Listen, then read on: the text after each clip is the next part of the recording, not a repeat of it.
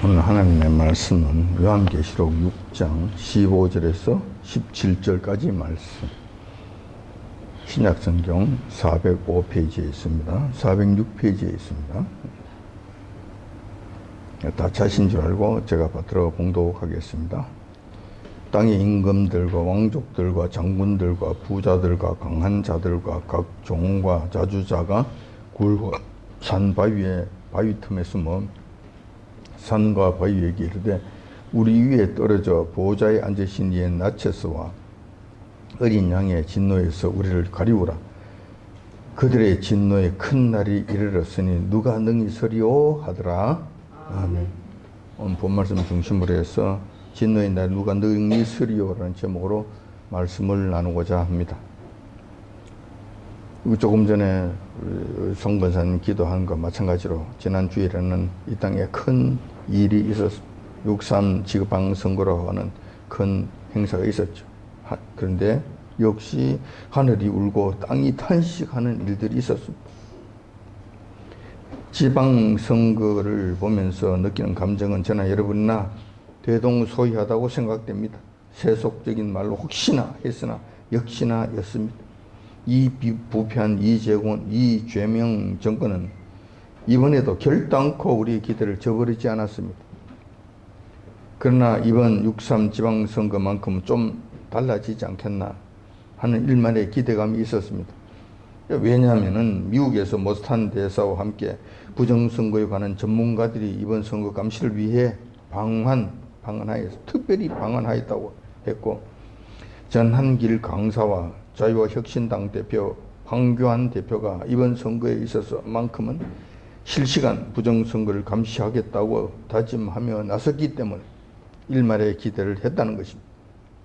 하지만 결과는 우리의 염원을 무참히 짓밟았습니다.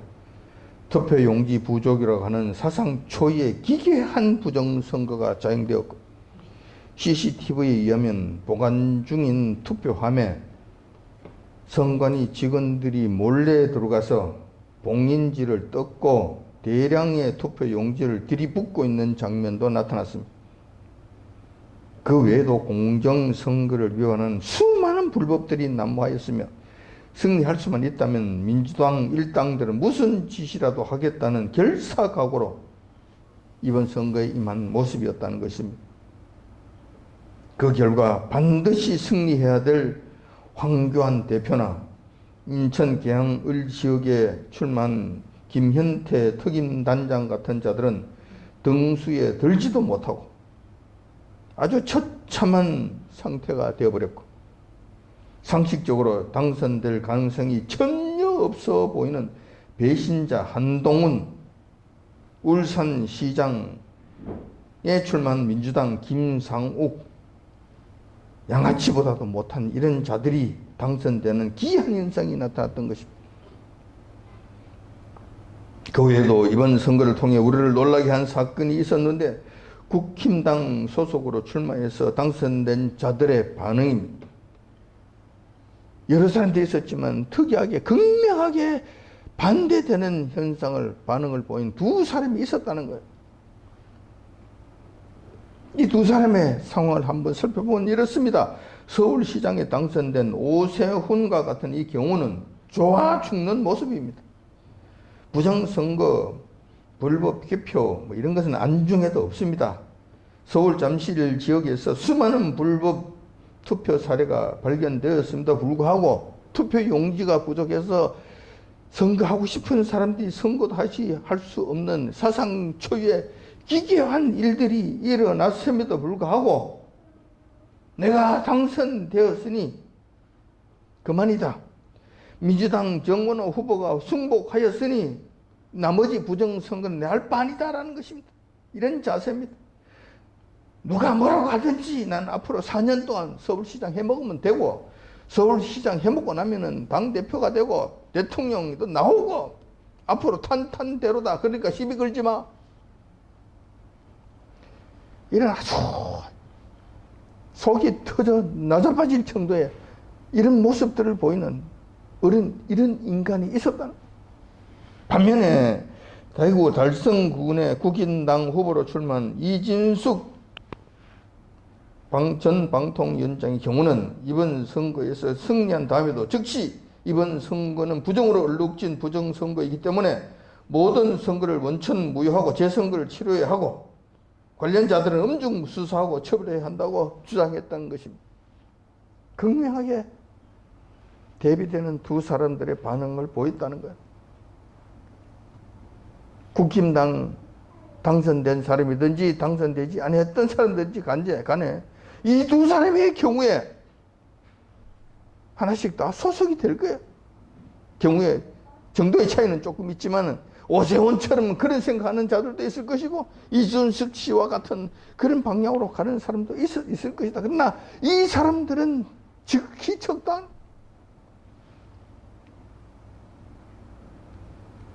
이번 6.3 지방선거를 보면서 이런저런 타락한 인간들의 막장 드라마를 보는 듯 해서 마음이 무겁기 짝이 없습니다. 이러다가 이 나라는 어떻게 될 것인가?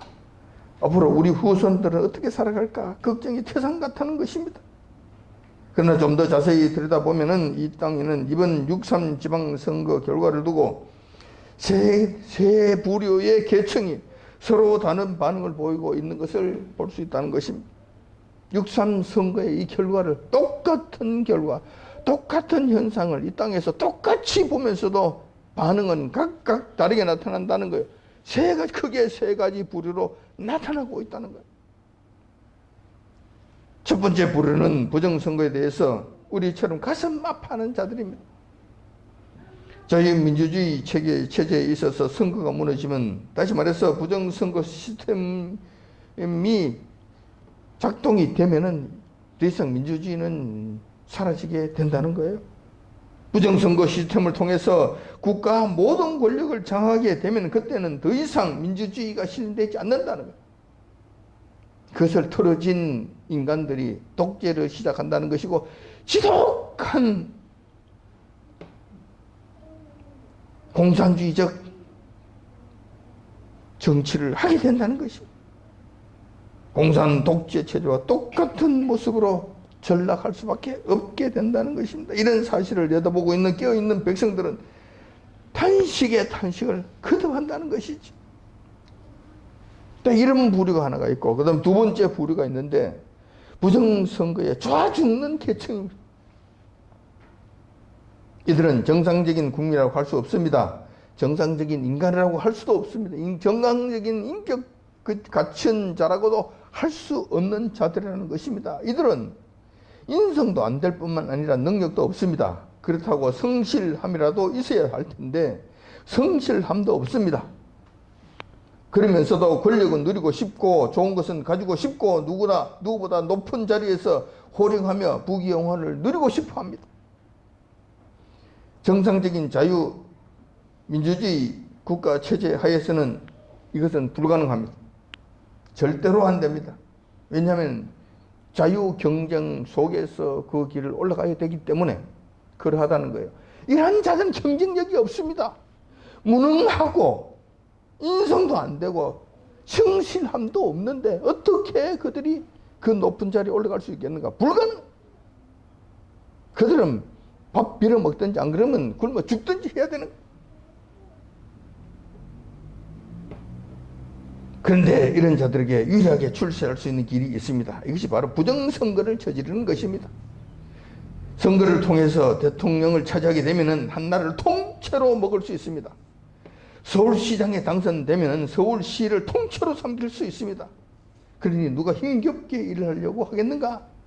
한순간 잠시만 양심을 냉장고에 넣어두고 부정선거에 참여하기만 하면 되는데 누가 그런 일을 하지 않겠는가?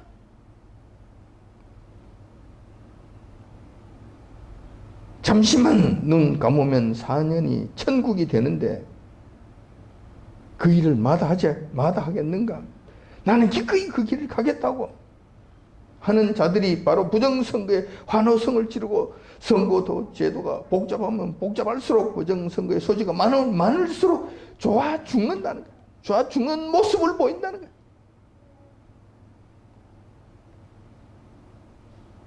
세 번째 부류가 있습니다.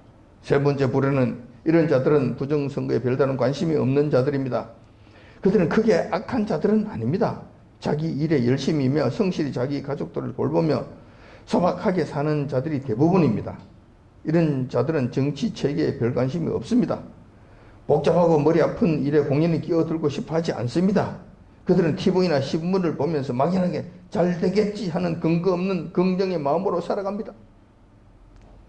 그러므로 이들에게 있어서도 지금 이 땅, 이 나라에서 일어나고 있는 여러 가지 부당한 일에 대해서는 아무런 아픔이나 생각 없이 살아가는 자들이라는 것입니다.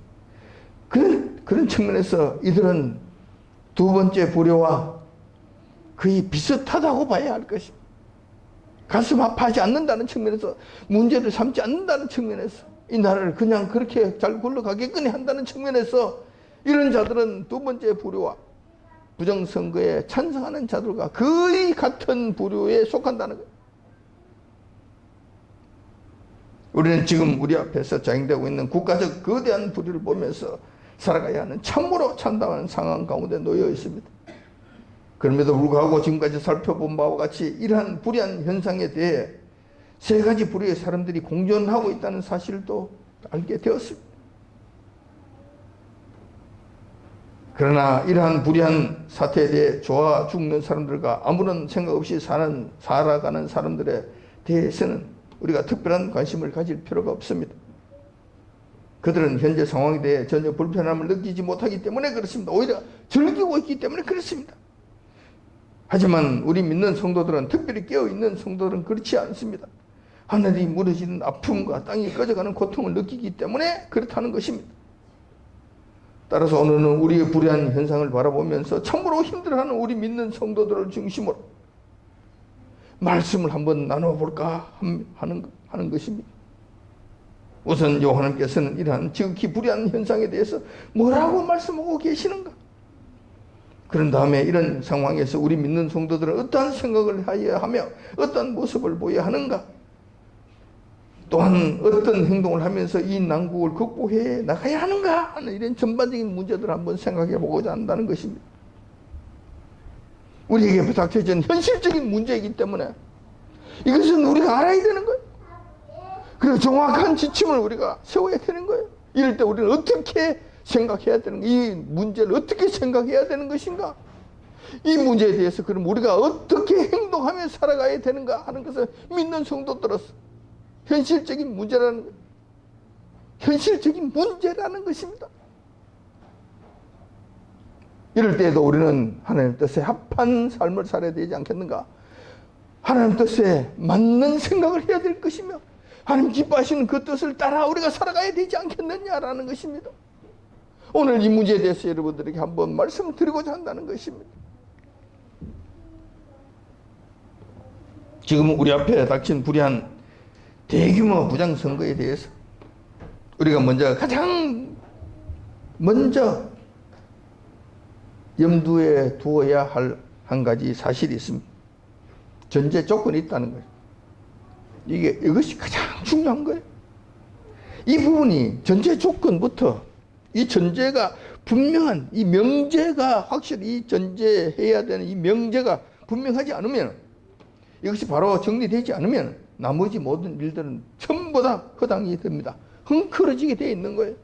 마치 첫 단추를 잘못 끼우게 되면 나중에는 끼울 구멍이, 단추 구멍이 없어지는 것과 같은 원리가 되는 것입니다. 그러므로 이 전제 조건, 이 명제, 이것만큼 여러분 분명히 하셔야 됩니다. 이 문제를 해결하기 위해서, 이 문제를 바라보기 위해서, 이 문제를 바르게 해결하기 위해서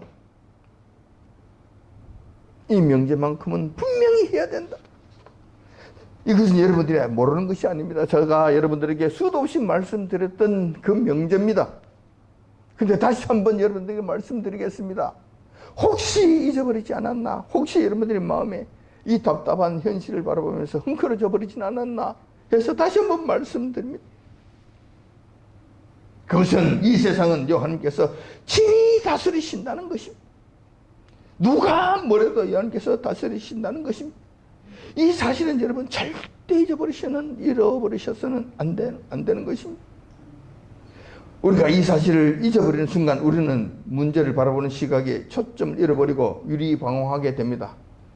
그때부터 여러분 고통이 시작되는 거예요. 그때부터 여러분들이 방황하는 것이 시작되는 거예요. 그때부터 여러분들은 헛된 일에 여러분 노력을 낭비하게 되고 시간을 낭비하게 된다는 것입니다. 이번 우리나라 대한민국에서 일어난 6.3 지방선거에 있어서 대규모 부정 사례도 요한께서 간섭하셨고 요한의 승리 가운데 발생한 사건이라는 사실입니다. 이거 여러분 잊지 마시기 바랍니다. 분명히 하시기 바랍니다.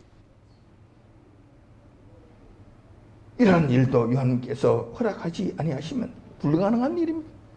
요한께서 허락하지 아니하신 일이라는 것은 이 땅에 없습니다. 있을 수 없는 일입니다. 자, 그렇다면 왜 요한께서는 공의의 하나님이신데 어찌하여 이재명 일당들과 같은 이런 악한 무리들에 의해서 이번 선거와 같은 이 거대한 불의를 허용하셨을까? 공의의 하나님이시라면서 어찌 이런 불의를 허용하셨는가? 그 이유는 분명합니다. 이 땅 대한민국에서 살아가고 있는 당신의 백성들 때문에 그렇습니다. 더 나아가서는 이 땅의 교회들 때문에 그렇다는 것입니다. 세상 사람들은 한 여호와께 있어서는 별 관심이 없습니다. 부차적인 문제들이에요. 하나님의 자녀들이 여호와께서는 가장 중요한 거예요. 이 백성들 때문에 하나님께서는 이렇게도 하시고 저렇게도 하신다는 것입니다. 이 땅을 통치하시는 하나님의 기본적인 뜻은 이 땅의 백성들 중심으로 모든 것이 진행되고 이루어져 간다는 것입니다. 이 땅의 교회들이 하나님의 통치의 중심이 된다는 사실입니다. 그런데 이 땅의 교회들, 조금 전에 우리 송 권사님 기도한 것과 한 내용들과 마찬가지로 이 땅의 교회들이 하나님의 앞에 불의를 저지르고 불순종하면서 여호와 하나님 앞에 크게 죄를 지었기 때문에 그렇다는 거예요. 이 문제 때문에 그렇다는 거예요. 이 문제 때문에. 따라서 이 모든 아픔의 문제는 이 나라 대한민국 교회의 문제이고 우리 믿는 성도들의 죄악의 문제라는 것입니다. 모든 문제의 시발점은 바로 한국교회의 죄악 때문이라는 이 사실을 우리는 잊어버려서는 안 된다는 것입니다. 그래서 이재명과 그 악한 무리들은 하나님께서 사용하시는 일시적인 징계의 채찍이며 이 나라가 지금 당하고 있는 이런 거대한 불의는 하나님께서 이 나라 교회를 향하신 진노하심의 결과라는 것 사실이랍니다. 진노하심의 결과라는 사실이라는 것입니다. 이 사실을 잊어버리면 안 된다는 것입니다. 그러나 지극히 다행한 것은 여호와께서 이번 진노 가운데서도 조금은 남겨두셨다는 사실입니다. 그나마 남겨주셨다는 사실입니다. 기도 가운데서도 이런 기도가 있었잖아요. 민주당 이재명 일당들이 계획한 대로 완전 싹쓸이 승리는 여호와께서 허용하지 않으셨다는 사실입니다. 그렇게 하고 싶었겠지. 하고 싶어 죽었겠지. 근데 그렇게 되지 않았다는 것입니다. 그들의 뜻대로 되지 않았다는 거예요. 조금 남겨두셨다는 것입니다. 이사야서 1장 8절에서 9절에 보면 이런 말씀이 있습니다. 이사야서 1장 8절 9절에 보면은 딸 시온은 포도원의 망대같이 원두밭의 상징막같이 에워싸인 성읍같이 겨우 남았도다.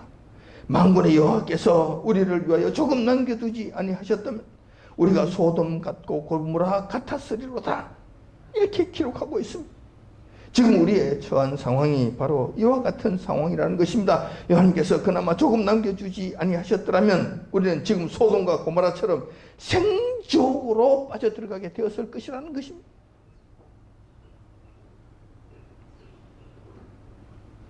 그래서 지금 이만큼 된 것만 하더라도 하나님의 크신 은혜다. 이 나라를 향하신 긍휼하심의 결과였다는 사실입니다. 이렇게 되기까지는 그래도 지금도 이름도 없이 빛도 없이 저녁에 엎드려 나라를 위해 기도하고 있는 기도의 용사들의 강구와 함께 아직까지 바울에게 맞추지 않은 이 땅의 7,000명 용사들 때문일 것입니다. 이들의 기도와 눈물을 보시고 여호와께서는 그나마 이 땅에 조금 남겨주셨고 조금의 숨통을 틔워주셨다는 사실입니다.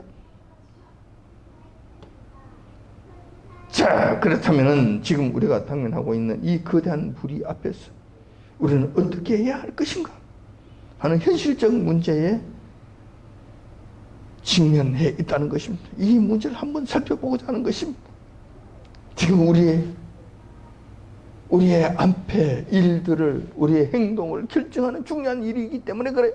우리의 생각을 정리하는 중요한 대목이기 때문에 그러하다는 것입니다. 이 문제를 여러분 잘 아셔야 돼요. 잘 정리하시기 바랍니다. 자, 세상 사람들 아니면 강원 세력들처럼 반대 집회에 나아가서 태극기를 흔들며 소리를 질러야 하는가? 지금 우리가 해야 될 일을 이렇게 해야 되는 것인가? 네, 할 수만 있다면 그렇게 하십시오. 그럼 반대 집회에 나가서 우리의 뜻을 밝히는 것도 중요합니다. 하지 말라는 것도 아닙니다. 해야 돼요. 할 수만 있으면 하십시오. 그러나 그런 반대 집회에 참여하는 것보다 더 중요하고 더 먼저 해야 될 일이 있다는 것입니다. 그것은 요한님 앞에 나아가 무릎 꿇고 회개하는 일입니다. 이렇게 된 문제의 원인이 우리의 죄, 한국교회의 죄 때문이라면 이 근원적인 문제부터 해결하는 것이 가장 중요한 일이 아니겠냔 말이에요. 이것부터 해야 된다. 이것부터 하셔야 된다는 거예요. 그러므로 한국교회의 회개운동부터 해야 한다는 이 사실, 가장 심각한 문제다. 또한 이 회개운동을 우리 믿는 성도들만 할 수 있는 절대적인 특권이며 우리의 운동이라는 사실을 우리가 알아야 된다는 것입니다. 이것이 우리가 첫 번째 우리가 해야 될 일이라는 거예요. 사실 반대 시위나 시가 행진, 이재명 정권 끌어내리기 같은 이런 일들은 세상 사람들에게 맡겨도 됩니다. 그들로 하여금 하도록 해도 됩니다. 하지만 요한님 앞에 무릎 꿇고 통해 자복하는 이 일들만큼은 교회와 성도들만 할 수 있는 고유한 권한이기 때문에 우리는 이 일을 해야 된다는 것입니다. 이렇게 해서 인간의 힘이 아닌 여호와 하나님께서 일어나셔서 이 불의한 문제에 친히 개입하시도록 하는 것이 문제 해결의 근원적인 해결책이라는 것입니다. 이렇게 하는 것이 옳다는 것입니다. 이것이 온전한 것이라는 것입니다. 사고가 나지 않아요. 불상사가 일어나지 않아요. 부작용이 일어나지 않는다는 거예요. 여러분께서 일어나셔서 하시면은 완전하게 순탄하게 지극히 합리적으로 정리가 확 되어버려요. 여러분께서 주로 사용하신 방식이 있습니다. 악한 무리들을 혼내주는 하나님의 방식이 있습니다. 주로 사용하는 방식이 있어요. 그 방식은 세상 사람들을 통해서 그들을 막 때려 부수고 막 진멸, 그 방식이 아닙니다. 주로 사용하는 방식은 악한 진영 내에 자기들끼리 자중진환이 일어나 스스로 망하게 하는 그 방식, 이 방식을 여호와께서 즐겨 사용하신다는 거예요. 이렇게 되면 손댈 필요가 없습니다. 저끼리 싸우다가 저끼리 망하고 저끼리 끝나버리는 거예요. 하나님의 자녀들은 그냥 가서 그곳에 가서 전리품만 수집하면 끝나는 거예요. 이 방식이 있는데 왜 이 방식을 사용하지 않느냐는 거예요. 이 방식을 위해서 우리는 그 무엇보다 주님 앞에 온전히 나가서 회개의 기도, 통해 자복하는 역사, 이렇게 해야 된다는 거예요. 옛날 1980년도 중반 때 여의도에서 일어난 큰 회개 기도의 운동, 이런 것들이 일어났으면 참 좋겠어요. 광화문에서 하는 집회 좋은데, 특히 기독교가 주축이 되어서 하는 이 행사라고 한다면, 광화문 행사라고 한다면 다른 것 좀 하지 말고 통해 자복하는 이 기도, 회개의 기도, 이 일을 좀 했으면 안 좋겠나 하는 생각이 정말 많이 드는 거예요. 많이 아쉬운 거예요. 좀 이런 일을 하면 안 좋겠나. 다른 것은 다른 사람들에게 맡기더라도 살 수 있는 사람들이 있잖아요. 전환길 강사도 있고 그라운드 시도 있고, 물론 그 사람들은 기독교인들이겠지만 그 외에도 할 수 있는 사람들이 많이 있잖아요. 그 사람들에게 맡기면 되잖아. 기독교 이름으로 행사를 한다면 그 많은 사람들을 모아놓고 뭐 하느냐 말이에요. 뭐 하느냐고. 세상 사람들은 똑같이 퇴진 운동 해야 되느냐 말이에요. 아니잖아요. 그게 아니잖아요. 참 이런 일을 했으면 참 좋겠다. 하지 말란, 그게 퇴진 운동 하지 말라는 것이 아니라 그것도 해야 되겠지만, 그것보다도 기독교 이름으로 일어섰을 때는 하나님 앞에 이것부터 먼저 해야 된다. 자기 고집 부리지 말고, 자기 생각 앞세우지 말고, 자기 새 과시하지 말고, 자기 능력 앞세우지 말고, 자기 이름 높이지 말고, 이거 하면 안 되겠느냐 말이에요. 참 안타까운 일이 아닐 수 없다는 거. 두 번째로 우리가 해야 될 일이 있습니다. 그것은 인내하면서 요 하나님의 때가 될 때까지 기다리는 것. 인내하면서 기다리는 것이다. 지금 여호와 하나님께서 하고 나타나셔서 저 불의한 세력들을 확실하게 심판해 주시면 얼마나 좋겠습니까? 그러나 하나님의 뜻과 계획은 우리와 다를 수 있습니다. 특별히 하나님의 때는 우리의 때하고 다르다는 이 사실을 우리 반드시 인정하셔야 되는 거예요. 반드시 인정하셔야 되는 거예요. 따라서 우리는 주님의 심판의 때가 될 때까지 참고 기다려야 하는 거예요.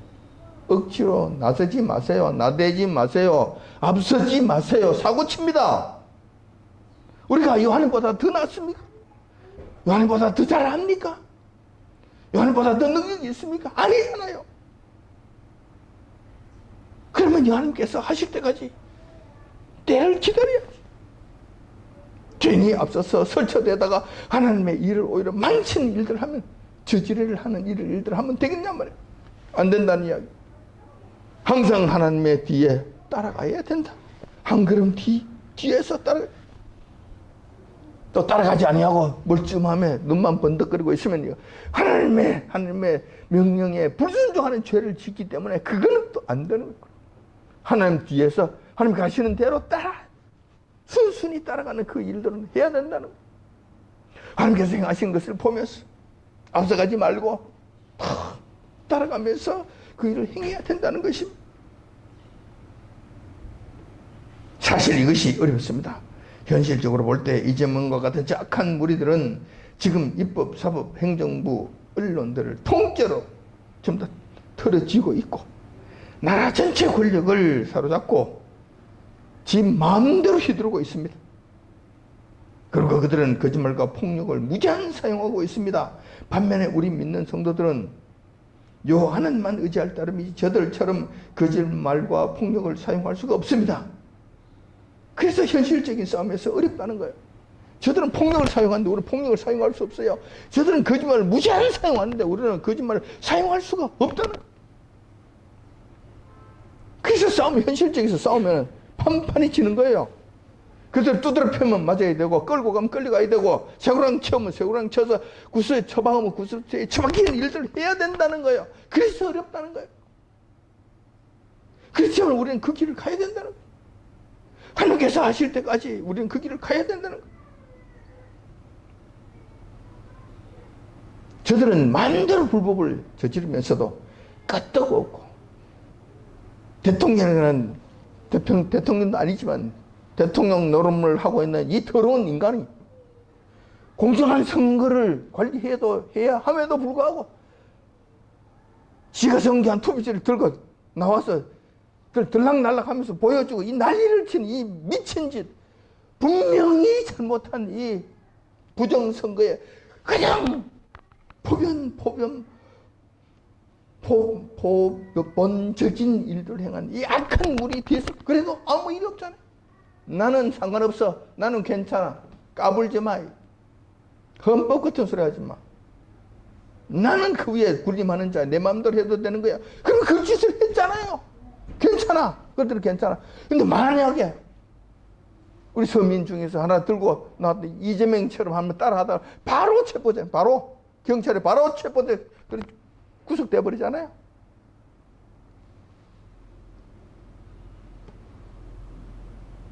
그들은 우파 시민 대상으로 조금만 경계를 넘었으면 바로 공권력을 동원해서 검찰, 경찰들을 동원해서 체포하고 구속해버립니다. 윤석열 대통령 같은 현직 대통령조차 수갑을 채우고 구속한다면 일반 국민들에게는 오죽하겠는가? 그래서 현실적으로 악한 세력들과의 싸우는 싸움은 어렵다는 것입니다. 그렇지만 우리는 인내해야 합니다. 여러분께서 내가 반드시 심판하시겠다는 말씀이고 그때까지 기다려야 한다는 것입니다. 이것이 믿음입니다. 이 성도들의 삶이라는 거예요. 성도들의 신앙생활이 이러해야 된다는 것입니다. 오늘 본문의 말씀을 보니까 요한께서는 불의한 자들에 대해 심판하심을 분명하게 가르쳐 주셨습니다. 계시록 6장 15절 16절의 말씀을 보니까 이렇게 기록되어 있습니다. 다시 한번 보겠습니다. 땅의 임금들과 왕족들과 장군들과 부자들과 강한 자들과 각 종과 자주자가 굴과 산 바위 틈에 숨어 산과 바위에 이르되 우리 위에 떨어져 보좌에 앉으신 이의 낫체스와 어린 양의 진노에서 우리를 가리우라. 그들의 진노의 큰 날이 이르렀으니 누가 서리오 하더라. 하나님께서 이 말씀을 해주셨고 저들에게 가르쳐 주셨습니다. 이런 때가 반드시 온다는 것이죠. 이 때가 반드시 우리에게 주어진다는 이 사실입니다. 이 말씀을 여러분들이 부인하시겠습니까? 이 말씀을 안 믿겠습니까? 이 말씀을 믿으신다면 그때가 되도록 여러분들, 저와 여러분들은 기다리셔야 된다는 것입니다. 그때가 되면 그들은 완전한 심판하신다는 거예요. 정말 그들은 큰 고통뿐만 아니라 엄청난 두려움 속에서, 엄청난 두려움에서 그들은 그 엄청난 두려움의 고통은 이루 말할 수 없는 고통으로 그들에게 주어지게 된다는 것입니다. 그때까지 우리는 기다려야 된다는 것입니다. 또한 베드로전서 4장 17절 18절에 보면 이렇게 기록되어 있습니다. 하나님의 집에서 심판을 시작할 때가 되었나니 만일 우리에게 먼저 하면 하나님의 복음을 순종치 않은 자들의 그 마지막이 어떠하며 또 의인이 겨우 구원을 얻으면 경건치 않은 자와 죄인이 어디에 서리요? 라고 말씀해 주셨습니다. 따라서 지금 한껏 찢고 까불고 있는 저 악한 무리들, 하나님의 심판대가 되면 결단코 별 수 없다는 이 사실을 우리는 기억해야 할 것입니다. 그러면 하나님의 심판대까지 기다려야 하는 우리 믿는 성도들에게는 어떤 보상이 있는 것일까? 저들은 하나님의 혹독한 심판이 있으시겠지만 하나님의 자녀들에게는 그 어렵고 고통 속에서 억울하고 답답하고 괴로운 이 일을 인내하며 지키며 기다리고 순종하면 어떤 일이 일어날 것인가? 당연히 어려운 마음을 가지고 불의를 보면서 가슴 아파하는 자들에게는 어떠한 일들이 일어날 것인가? 거기에 대해서는 반드시 하늘로부터 내려오는 보상이 있다는 것입니다. 마태복음 5장 6절에 보면 이렇게 기록되어 있습니다. 의에 줄이고 목마른 자는 복이 있나니 저희가 배부를 것이며 라고 주님께서 말씀해 주셨습니다. 뿐만 아니라 이러한 불의를 보면서 가슴 아파하며 힘들어하는 하나님의 자녀들에 대해서도 하나님께서는 위로의 말씀을 주셨고 상급을 우리에게 예고해 주셨다는 것입니다. 베드로후서 2장 7절 8절에 보면 이렇게 기록되어 있습니다. 무법한 자의 엄난한 행실을 인하여 고통하는 의로운 롯을 건지셨으니 이 의인이 저희 중에 거하면 날마다 저 불법한 행실을 보고 들으므로 그 의로운 심령을 상하니라 라고 말씀하고 있습니다.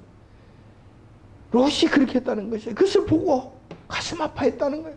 그 마음이 날마다 상한 가운데 기다렸다는 것입니다.